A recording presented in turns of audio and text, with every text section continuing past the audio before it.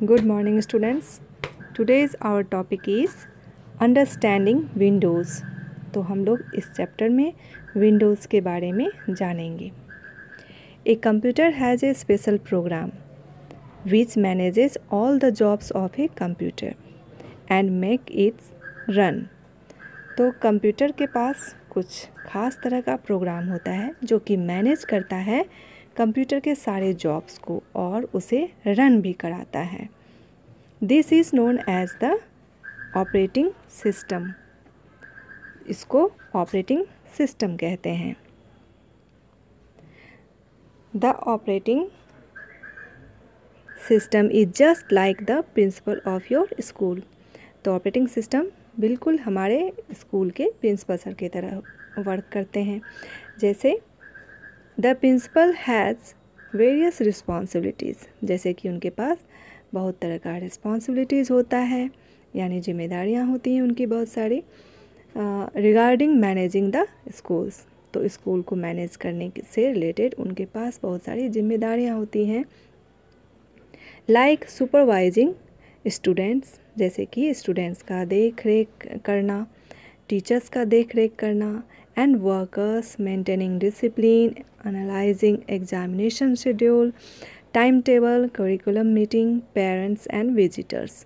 तो ये सारे तरह की जिम्मेदारियां उनके ऊपर होती है और आप जानते हैं कि ये सारा चीज़ को हैंडल करने वाले हमारे प्रिंसिपल सर ही होते हैं.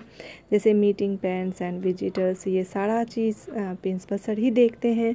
इनके देख रेख में ये सब कार्य संपन्न होता है. इन द सेम वे, इसी तरह a number of services that provided by an operating system. तो जो बहुत तरह का सर्विस यानी बहुत तरह का वर्क जो कि ऑपरेटिंग सिस्टम के द्वारा किया जाता है. इमेजिन, आप इमेजिन करो, कल्पना करो, what will happen if there is no principal.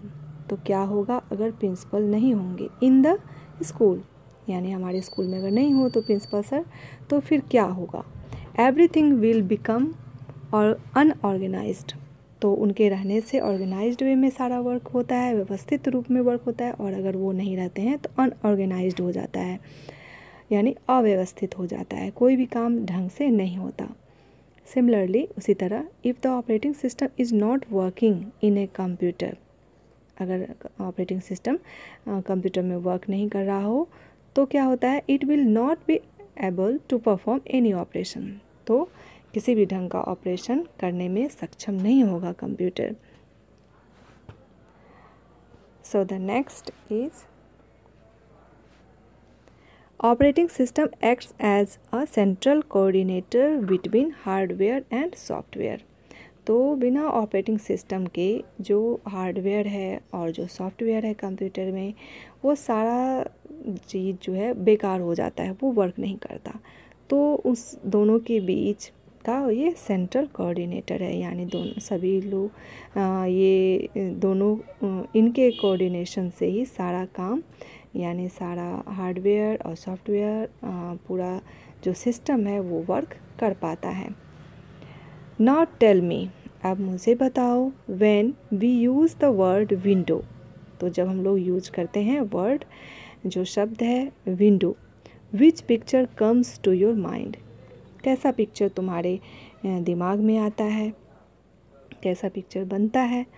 Yes, it is your room window through which we can have various views. तो ये हमारे विंडो मतलब हम लोग जानते हैं कि खिड़की होता है.